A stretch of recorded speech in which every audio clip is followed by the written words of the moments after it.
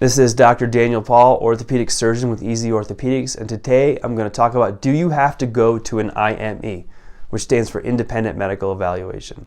If you like this video, we put out new content weekly, so please like and subscribe. So the answer is yes, you have to go to an IME.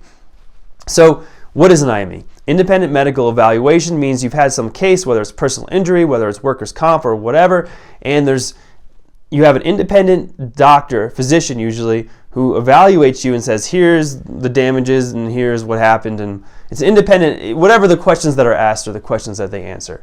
And that can affect your case.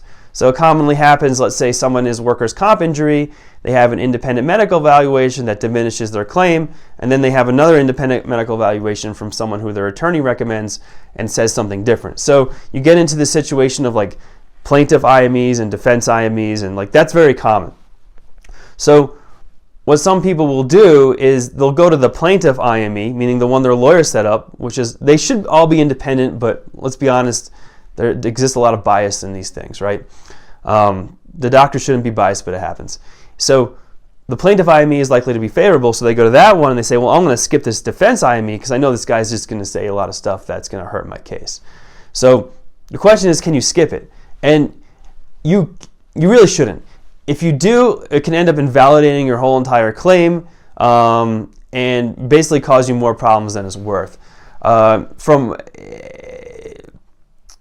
my, because I do IMEs, so I do plaintiff and sometimes defense, and sometimes I will have somebody not show up for the defense IME. So one time it happened where someone didn't show up once and didn't show up again. And mind you, I'm paid for all this, by the way, so you're just wasting your own dollars when you don't show up for an IME. It's not like a regular medical visit. The sums are mostly paid in advance.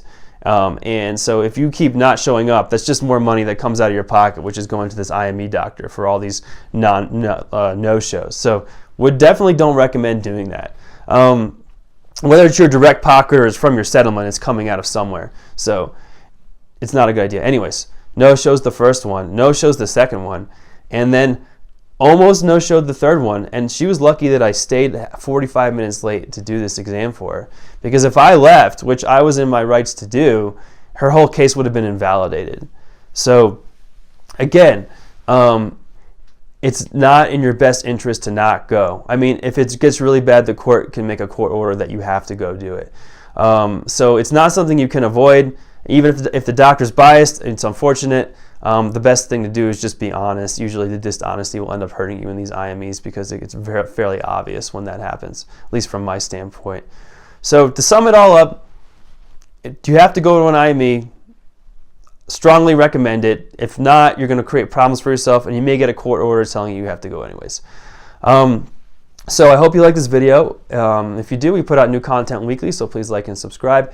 If you have any questions I didn't answer, feel free to leave them in the comments below, but I can't give you any specific medical advice because this video and all my videos are for educational purposes only. Thanks for watching.